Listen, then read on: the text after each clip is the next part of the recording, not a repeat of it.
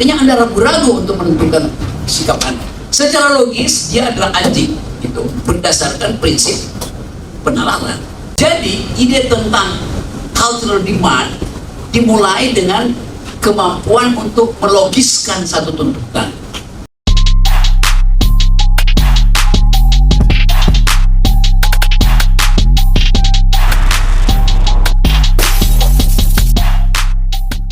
Yang lain siapa yang? Oke, Ferdinand, amonansi terus.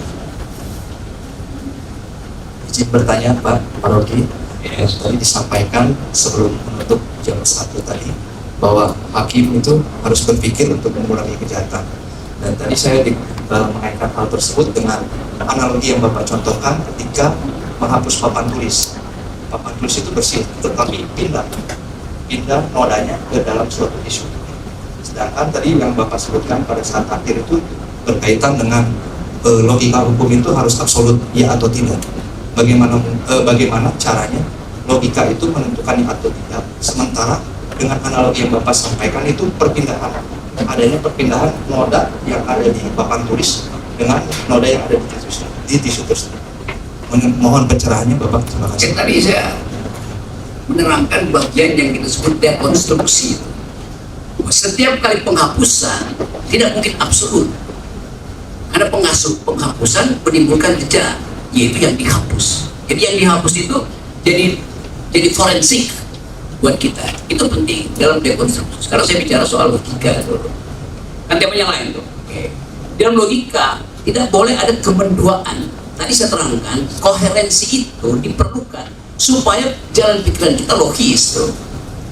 Ya tapi kan ya dia kan ya memang, tapi ya bagaimana dia profesor, gak mungkin profesor anjing gitu.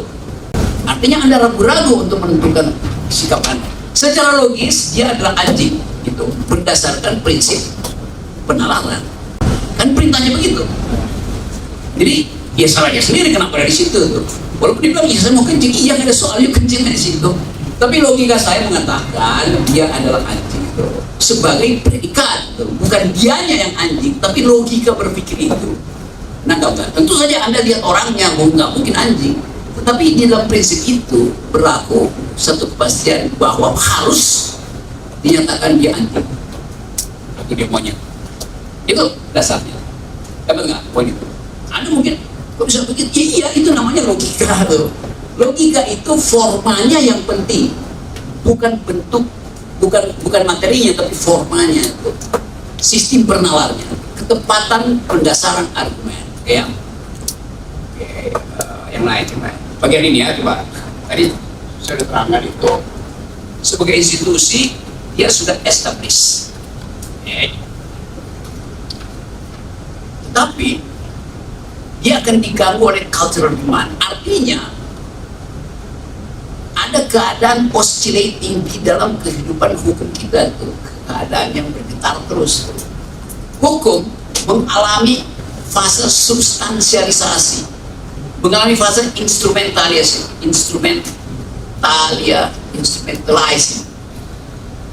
di dalam kedudukan dia sebagai institusi. Tapi kita mengerti tentang the idea of living constitution yang dihidupkan melalui percakapan. Dulu perempuan bukan subjek hukum. Kenapa perempuan bukan subjek hukum? Karena dia tidak mungkin jadi saksi di pengadilan.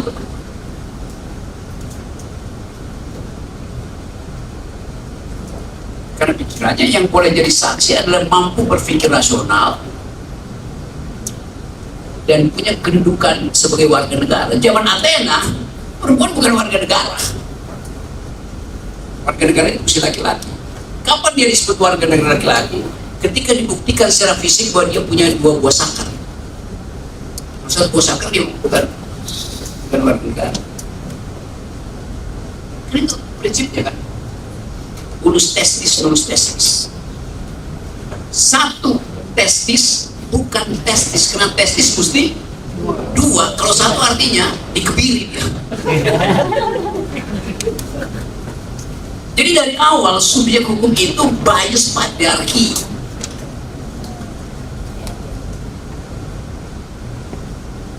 Kenapa? Karena cultural demand.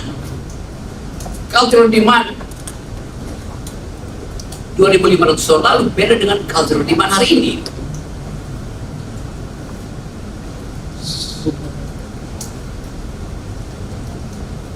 Kan testimoni dasarnya dari testis wasakar laki-laki. Kenapa begitu? Karena dianggap bahwa percekcokan hukum selalu terjadi di ruang publik antara dua laki-laki. Kenapa dua laki-laki? Karena hukum dibuat dengan mengandaikan yang ada beraktivitas di publik, terutama dalam perdagangan, hanya laki-laki. Perempuan ada di rumah. Boleh nggak perempuan dilindungi? Buat apa lindungi perempuan? Kan dia nggak bisa bikin fraud tadi. Jadi cultural demand akhirnya memulihkan itu. Subjek hukum itu bahkan berevolusi dari testis pergi pada perempuan, pergi pada pohon, yang sekarang masuk dalam perspektif lingkungan. Pohon punya legal standing berdasarkan cultural demand oleh pengaku mereka, yaitu penjaga-penjaga hutan masyarakat adat. Jadi ada perubahan di situ karena perubahan mindset. Sungai sekarang adalah subjek hukum. Kalau Anda misalnya ada di Amerika, di Bethesda, negara bagian Maryland, Anda pos di situ mau ambil program doktor ilmu kesehatan misalnya. Nah itu ada pusat riset tentang kesehatan. Anda kos di sebuah rumah nomor N2134. Setiap hari Anda lihat ibu kos Anda cuma berdua dengan bapaknya yang udah kakek-kakek. Tapi kartu keluarganya ada 4 orang di situ. Freddy, Nancy, David, dan Angela. Lalu Anda tanya, Bapak, Ibu, kenapa nggak kita lihat David dan Angela? Dia tunjuk di situ, David. Kucingnya namanya David. Itu Angela. Anjingnya yang perempuan Angela. Karena ada kewajiban bahwa siapapun yang menghuni rumah itu dalam status makhluk, dia mesti dianggap anggota keluarga, maka dia dimasukin dalam kartu keluarga. Di kita nggak begitu, cultural demand. Jadi dia subjek hukum yang dilindungi oleh undang-undang kota Maryland, bahwa Anda tidak boleh menjadikan binatang piranha itu sebagai objek. Dia adalah subjek. Kita mungkin belum, apakah akan masuk juga di sini kan? Jadi itu yang saya sebut tadi, bahwa cultural demand itu yang memungkinkan proyeksi ke depan, termasuk misalnya satu waktu nanti yang hadir di sini bukan lagi hakim-hakim dari Nusantara, tapi hakim-hakim dari Jepang, yaitu manusia bukan robot. Karena hakim Jepang nanti akan jadi robot. Sebagai makhluk baru di dalam konstruksi mencari keadilan, lebih baik pakai robot. Karena robot imparsial dalam pikirannya. Manusia masih ada dimensi moralnya. Kalau Anda masuk ATM misalnya di kota-kota dunia, kan Anda akan dilayani lagi oleh manusia. Kalau di sini Anda masuk ATM misalnya ke kantor perbankan, kalau Anda siapa namanya tadi kan? Geo Yoga, Yoga datang ke depan BCA, sudah kasih di situ 2 laki, 2 perempuan, Anda pasti lirik dulu kiri kanan, tempatnya kosong. Kecenderungan Anda pergi bersih perempuan, karena dia cantik, wangi, ke sana mukanya kayak orang Batak gitu, lu malas lihatnya misalnya kan, kalau orang Bataknya baik. Setelah selesai, Anda kasih dia tips. Kalau yang laki Anda kasih dia tips karena dilayani baik oleh perempuan. Padahal itu bukan tindakan rasional, ngapain Anda kasih tips? Kalau robot sama, dia nggak ada kasih tips ya, iya biasa aja. Jadi cultural demand ini memperlihatkan bahwa living law itu sekarang lagi hidup-hidupnya. Itu problem kita tadi saya terangkan di situ, bahwa kalau misalnya ada semacam upaya untuk merawat cultural demand itu, dia mengganggu stabilitas hukum positif kita apa tidak itu. Tadi juga sudah bicara tentang diskresi segala macam. Tetapi pikiran itu mesti diucapkan. Kenapa? Karena subjek hukum itu bertumbuh. Konsep subjek hukum itu bertumbuh. Saya kasih cerita tentang hukum lingkungan. Dulu, waktu di Amerika, negara bagian tengah Arizona, di situ ada hutan kecil, dalam hutan kecil yang sudah dibikin semacam mini Disneyland. Lalu seorang guru besar hukum di Arizona University, dia ingin membatalkan penebangan pohon di situ, tapi pada waktu itu dia nggak punya cara bagaimana membuktikan bahwa pohon itu punya legal standing. 70 tuh teori legal standing terhadap pohon itu belum ada. Tapi dia tahu arah yang dia akan tempuh, yaitu memanfaatkan teori subjek hukum supaya si pohon itu bisa dikasih legal standing sebagai subjek hukum. Akhirnya dia tulis satu paper pendek, mungkin 3-4-5 halaman. Bunyinya begini: should trees have standing? Ini kalian nih, tugas saya baca artikel itu, jangan kita.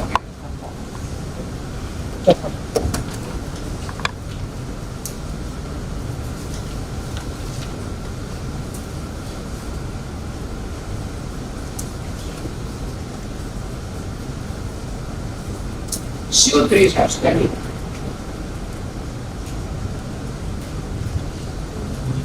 Hanya dengan argumentasi akademis yang kuat, dengan logika yang terukur, koherensi pikirannya itu, dia mulai dengan membahas apa itu legal standing, apa itu subjek hukum.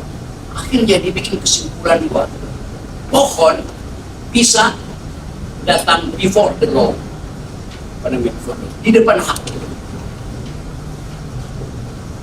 Dan semua orang pada waktu itu menganggap ini orang gila, ngapain pohon dikasih subjek hukum?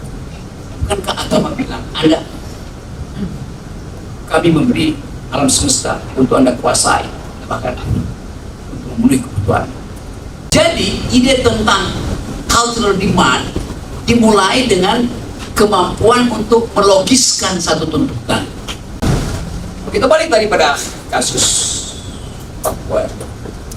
Dia akan bilang, memakai argumensi yoga itu, justru Anda memberi sinyal pada orang Papua yang nggak tahu bahwa ada kanon. Lalu dia bilang, apa bedanya kanon dengan kebiasaan kami berperang?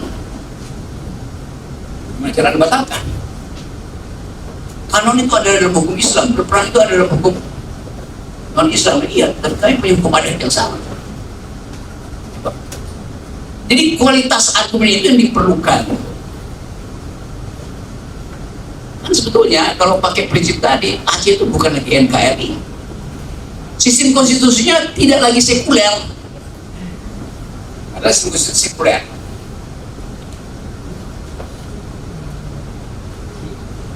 Ada hak beragama, cultural demand, hak beragama.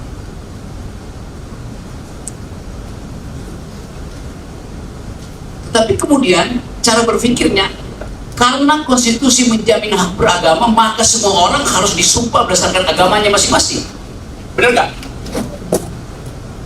Masuk akal nggak tuh? Bagaimana kalau orang itu tidak beragama? Boleh nggak? Boleh nggak orang nggak beragama di Indonesia? Kenapa nggak boleh? Kenapa nggak boleh? Karena undang-undang bilang negara Republik Indonesia berdasarkan Tuhan Yang Maha Esa. Dia bilang, iya saya Tuhan Yang Maha Esa, tapi saya tidak mau beragama. Dia terima prinsip itu. Gimana? You duel dengan pikiran ini. Ya oke, saya terima, saya percaya pada Tuhan Yang Maha Esa, tapi saya tidak mau beragama. Bagaimana? Kalau itu masuk ke dalam wilayah pengadilan. Dia bilang agama adalah hak. Hak artinya fakultatif, boleh dipakai, boleh tidak dipakai. Apa nggak buat argumennya? Coba. Iya kan? Sama seperti memilih. Anda boleh golput kan? Karena hak pilih, hak itu boleh dipakai, boleh tidak dipakai. Saudara tidak beragama, saya memakai hak untuk tidak beragama. Tidak boleh, boleh dong Pak. Kan hak. Teori fakultas hukum bilang begitu. Hak boleh dipakai, boleh tidak dipakai. Kapan Anda pakai? Kalau begitu, tunggu aja Pak. Nanti kalau saya mulai deket-deket mati, saya pakai hak saya beragama. Itu yang namanya kejujuran dalam berlogika. Gak boleh kita bilang seluruh bangsa Indonesia beragama, oleh karena itu Anda harus beragama juga. Itu bertentangan dengan cara berpikir logis tentang konsep hak. Tapi dari cultural demand, ya cultural demand itu boleh, tetapi dia tidak boleh membatalkan prinsip dalam konstitusi itu. Kan tadi Anda bilang tadi konstitusi tidak boleh dirubah tuh. Oke, sekarang dia kasih poin yang membuat Anda berpikir. Kalau tidak bisa dirubah, berarti orang boleh tidak beragama. Anda bilang, nggak boleh kan, kemudian akhirnya Anda balik lagi pada cultural demand. Tadi Anda mengingkari cultural demand. Nah, nggak problemnya. Jadi problem itu yang saya maksud. Anda mesti betul-betul lurus di dalam mengatakan. Kalau cultural demand itu sifatnya conditional terhadap establishment law, itu artinya establishment law itu juga secara letternek, secara black letter of law, tertulis secara tulisan hitam bahwa hak itu boleh tidak dipakai. Lalu Anda protes, kan kemudian kita kan beragama, loh kenapa Anda balik ke situ? Enggak masalahnya. Yoga. Saya bilang bahwa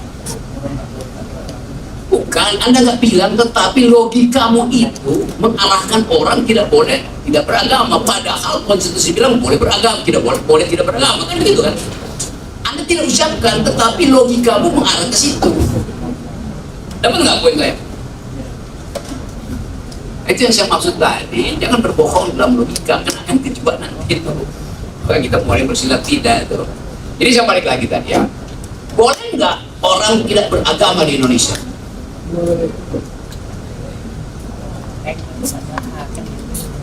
Dasarnya adalah aturan konstitusi atau dasarnya adalah multikultural gimana? Boleh nggak? Anda ragu jawab. Kenapa? Karena Anda takut ini orang nggak masuk surga. Itu bukan urusan Anda. Urusan Anda dengan logika konstitusi. Konstitusi bilang hak kok. Jadi kenapa mesti dipaksa kok? Hah? Boleh. Memang boleh. Loh kenapa ateis bilang? Ada kita diskusi tajam-tajaman juga. Di waktu itu kan ada partai komunis dulu. Siapa yang bilang partai komunis itu ateis?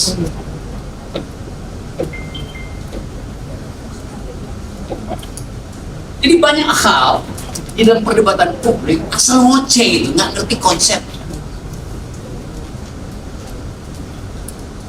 Pak saya lanjut ya. Pancasila kita punya 5 sila. Sila mana yang paling penting? Coba. Buat orang yang beragama pasti sila pertama. Tapi tadi kita katakan bahwa kebebasan beragama implikasinya kebebasan untuk tidak memiliki agama, kan gitu dalilnya. Yang dijamin adalah penyelenggaraan administrasi dari orang yang beragama. Kalau orang nggak beragama, ngapain dijamin? Dia nggak perlu jaminan, karena dia tidak memanfaatkan hak dia untuk beragama. Hak lain pasti yakin minta jaminan. Dalam kasus Papua misalnya, lebih penting mana? Sila pertama, sila kedua, atau sila ketiga? Bagi orang Papua lebih penting kemanusiaan yang adil dan beradab dibandingkan persatuan Indonesia. Karena persatuan bagi mereka itu represi. Cultural demand orang Papua adalah kemanusiaan yang adil dan beradab. Bukan persatuan Indonesia. Bagi Jakarta lebih penting persatuan Indonesia. Tapi kalau orang Papua milih sila, bagi mereka yang lebih penting adalah kemanusiaan yang beradab. Lalu Jakarta bilang enggak, apa hak Jakarta untuk memilihkan paradigma dia. Bagi orang yang pendapatannya hari ini di bawah $2, itu penting keadilan sosial sila kelima atau persatuan Indonesia. Keadilan sosial. Yes. Dia nggak peduli bahwa ketuhanan yang maha esa kayak keusahaan berapa satu, dia peduli keadilan sosial, multikultural, cultural. Oke, nangkap poin itu ya, dapat ya. Jadi kalian ulas itu, kasih contoh pada saya.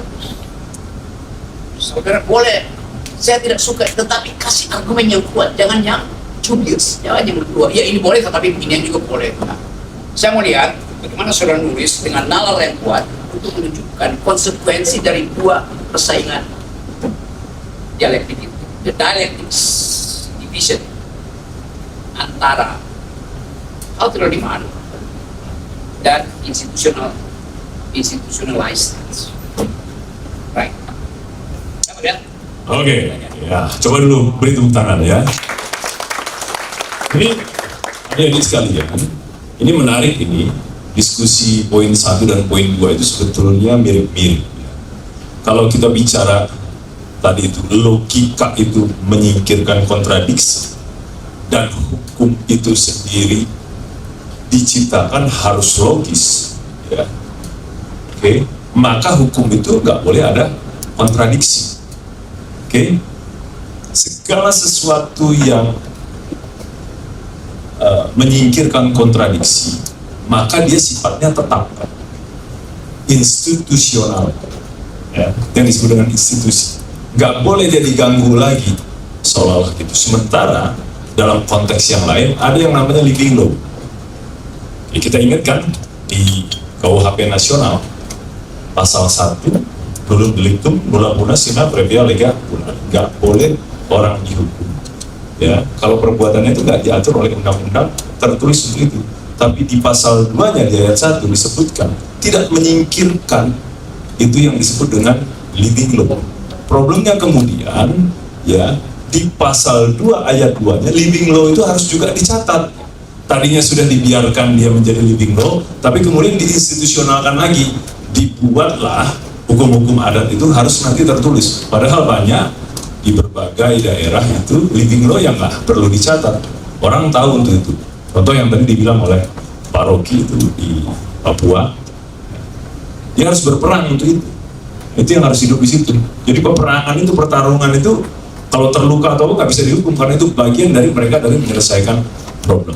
Nah itu dia, keadilan itu yang sifatnya itu kenyal, ya, nggak tetap. Sementara hukum itu dia harus tetap, karena memang yang tetap itu yang logis. Itu ada dua pertentangan seperti itu, dan tentu nanti karena kalian itu akan menjadi hakim, ini juga untuk yang teman-teman untuk menyelesaikan perkara pidana. Jadi saya sempat sebut bahwa prinsipnya adalah legalitas. Legalitas itu kan nggak bisa dihukum kalau nggak ada aturan yang mengatur itu. Lalu kemudian ditambah lagi yang namanya ada asas di dalam pembuktian perkara itu, yakni Ginsrat Zoder School. Nggak bisa orang dipidana kalau nggak ada kesalahan. Nah sementara kesalahan itu ada dua maknanya, kesalahan dalam pengertian actus reus. Kemudian satu lagi apa? Mens rea. Mens rea inilah yang memang nggak bisa diinstitusionalkan, kan agak susah membacanya. Karena itu sikap batin. Orang itu harus punya sikap batin untuk menilai dia salah apa enggak. Betul enggak dia itu punya niat untuk melakukan pidana itu. Bagaimana mengukurnya itu? Sementara ada lagi asas yang lain itu, yang namanya disebut dengan strict liability. Enggak perlu lagi ada pembuktian terkait mengenai mens rea. Kalau akibat pencemaran itu sudah nyata, nggak perlu itu, ya. Yang namanya direksi perusahaan itu untuk dibuktikan, oh dia nggak punya niat kok untuk itu, enggak. Akibatnya itu udah nyata, adanya pencemaran, maka kemudian dibuktikan. Pertanyaan orang kepada saya itu, bagaimana hukum pidana bisa nggak menerapkan strict liability? Nah, itu menarik. Ya, dan ini yang disampaikan oleh Pak Rocky terkait mengenai soal 1, soal 2, dan soal 3, seluruhnya itu akan membangkitkan kalian untuk nanti pada akhirnya membuktikan satu perkara di persidangan. Tadi saya lihat Yoga berdebat dengan Pak Rocky. Ya seperti itulah perdebatan di dalam persidangan dengan para pihak itu. Kalau kamu gentar, habis kamu dimakan oleh para pihak itu kan. Nah, apalagi nggak memiliki argumentasi, ketawa-tawain. Makanya penting dibawa Pak Rocky di sini. Sayangnya nggak semua orang berdebat di situ, ya. Yoga aja. Ya, tapi Pak saya nggak bikin itu 100%. Pokoknya memungkinkan itu untuk hadirnya lah living law gitu ya. Jadi nanti kalian buat resume-nya, jawaban-jawaban itu, sehingga nanti saya dan Pak Rocky akan menilai. Oke, memang kalau kelas logika, kelas nalar, agak lama kalian tuh nyimaknya nalarnya ya. Begini ya. Tapi yang jelas logik itu jelas itu menghilangkan yang namanya kontradiksi, ya. Tapi logika itu nggak bisa dipakai dalam hubungan kalian suami istri. Nah, itu dia masalahnya, ya. Yoga bilang logik nggak bisa ini mah. Setengah itu nggak boleh melampaui 1, nggak bisa. Pala kau katanya. Aku mau ya setengah itu melampaui 1, ya sudah lama. Ah gitu kira-kira.